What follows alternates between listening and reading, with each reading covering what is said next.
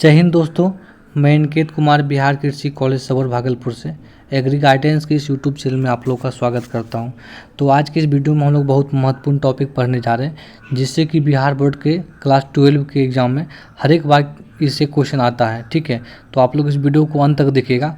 और मैंने भी जब क्लास 12 की पढ़ाई की थी तो उस समय जो मैंने पढ़ाई की थी और वही मुझे अभी तक भी याद है। तो इस वीडियो को आप लोग अंत तक देखिएगा, क्योंकि जो भी कुछ आप अभी पढ़ते हैं वो आप लोग को भविष्य में भी काम देगा।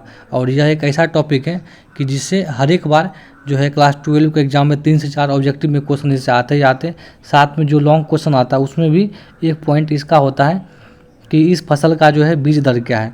तो आप लोग को इस वीडियो को अंत तक देखना है। तो बिना टाइम को गवाए हम लोग वीडियो में आगे बढ़ते हैं। और वीडियो में आगे बढ़ने से पहले आप लोग इस वीडियो को लाइक भी कर दीजिए। और अगर आप लोग इस चैनल पर नए हैं तो कृपया करके हमारे इस यूट्यूब चैनल एग्री गाइडेंस को सब्सक्राइब भी कर लीजिए। तो चलिए हम लोग बारी बारी से पढ़ते हैं। ठीक है, तो सबसे पहला है कि धान। ठीक है, धान को इंग्लिश में क्या बोलते हैं? धान को इंग्लिश में बोलते हैं पैडी।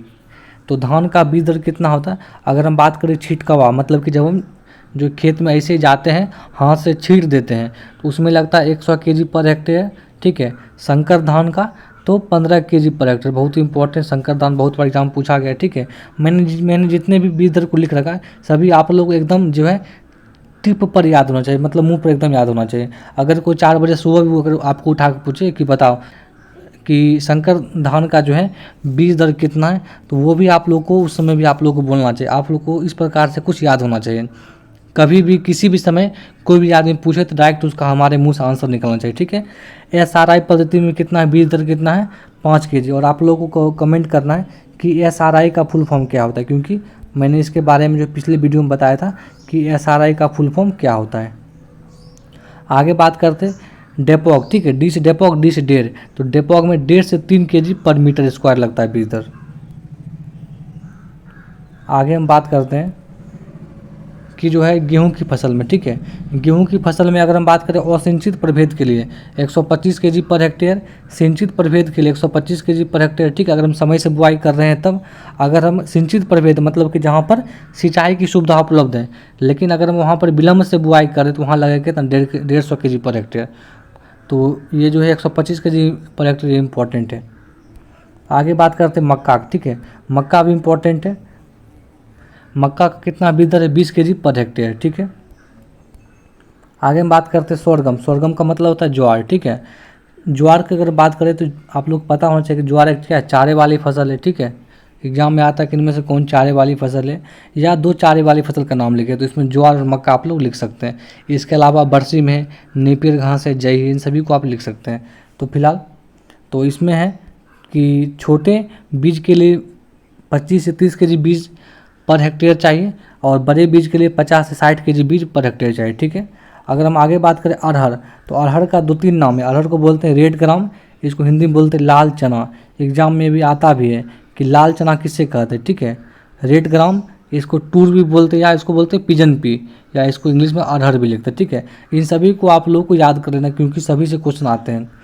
अगर हम बात करें अरहर की बीज दर की, बहुत इंपॉर्टेंट है, हमेशा ऑब्जेक्टिव में इसका क्वेश्चन आता है। ठीक है, कि खरीफ अरहर का बीज दर कितना है? 14 से 15 kg पर हेक्टेयर। और सितंबर अरहर का कितना है?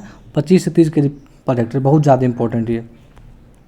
आगे बात करते हैं चना। ठीक है, तो देसी चना का बीज दर ये इंपॉर्टेंट है, ये है 75 से 80 kg पर हेक्टेयर। और काबुली चना या बड़ा चना उसका होता है 80 kg पर हेक्टेयर। बहुत इंपॉर्टेंट है।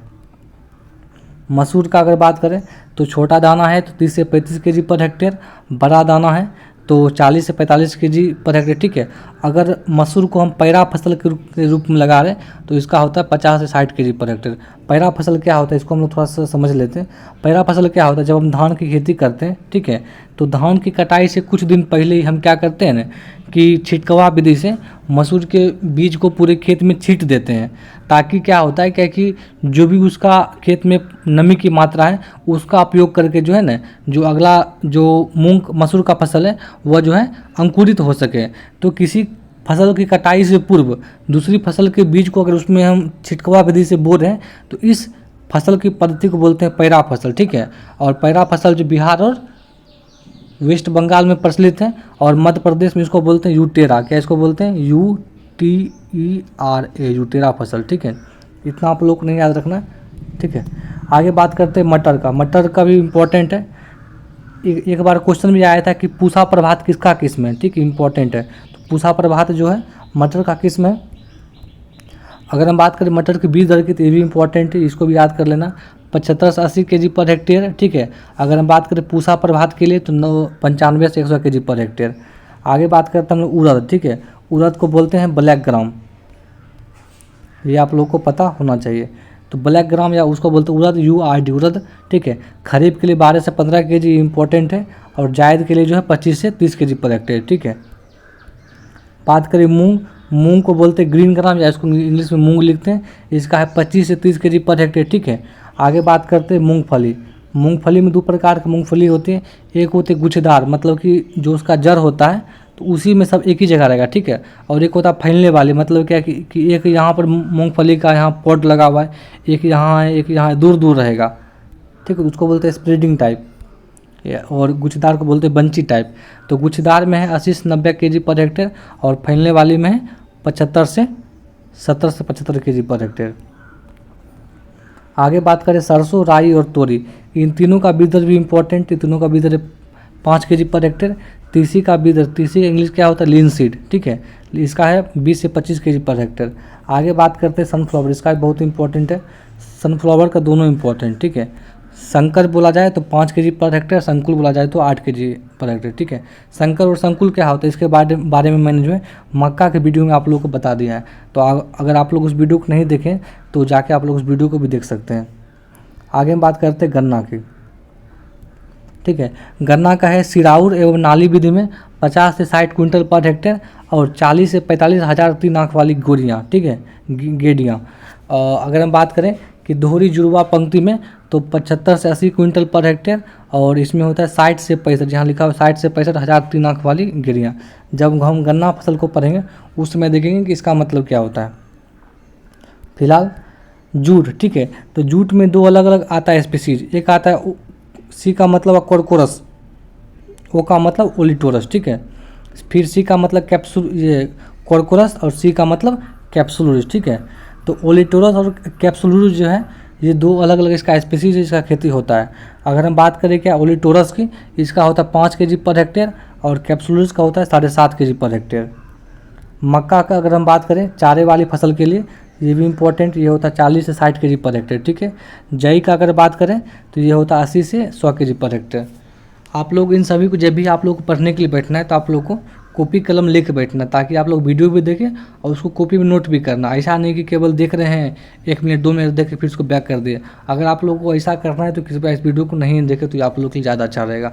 क्योंकि पढ़ाई के लिए क्या होता है क्या कि एक कॉन्शसनेस बहुत ज़रूरी है, फोकस बहुत ज़रूरी है। ऐसा नहीं किया कि 1 मिनट 2 मिनट वीडियो को देख लिए उसको हटा दिए, उससे आपको कोई फ़ायदा नहीं होने वाला। इस कारण से आप वीडियो को नहीं देखें तो ज़्यादा अच्छा रहेगा। आगे बात करते हैं नेपियर घास, ठीक है। ये आपको पता होना चाहिए कि नेपियर घास है क्या, एक चारे वाली फसल है। इसमें अगर बात करें क्या शुद्ध फसल प्राप्त के लिए तो 40,000 तने का टुकड़ा, ठीक है, जो कि 50 × 50 सेंटीमीटर की दूरी पर लगाते हैं। अगर हम बात करें अंतर फसल, मतलब कि 2 फसल के साथ, तो इसमें लगता है 20,000 तने का टुकड़ा, यानी कि उसको इंग्लिश में बोलते हैं स्टेम कटिंग बोलते हैं, और 100 × 50 सेंटीमीटर की दूरी पर लगाते हैं। और इसका बुआई का जो सर्वोत्तम समय कितना है वो है जून जुलाई, ठीक है। आगे हम बात करें बरसीम, ये भी इम्पोर्टेंट, बरसीम का होता है 25 से 40 केजी पर हेक्टेयर। तो इस वीडियो में हमने जो है बिहार बोर्ड के कृषि विज्ञान किताब में जितने भी बीज दर वाले टॉपिक तो उसको सभी कवर कर लिया, और अगले वीडियो में हम कुछ और मोस्ट इंपॉर्टेंट टॉपिक की बात करेंगे। तो आप लोग हमारे वीडियोस पढ़ते रहें, उसको समय समय पर याद भी करते रहिए। जब जो है बिहार बोर्ड का टाइम आएगा तो हम लोग क्या करेंगे, क्या कि सभी प्रकार के चैप्टर से जितने भी ऑब्जेक्टिव प्रश्न निकल पाएंगे उन सभी को निकाल कर आप लोग को जो है प्रैक्टिस सेट भी करवाएंगे, ताकि जब बोर्ड में एग्जाम आए तो आप लोग को किसी प्रकार कोई दिक्कत नहीं रहे। तो इस वीडियो में इतना है। वीडियो को देखने के लिए बहुत बहुत धन्यवाद।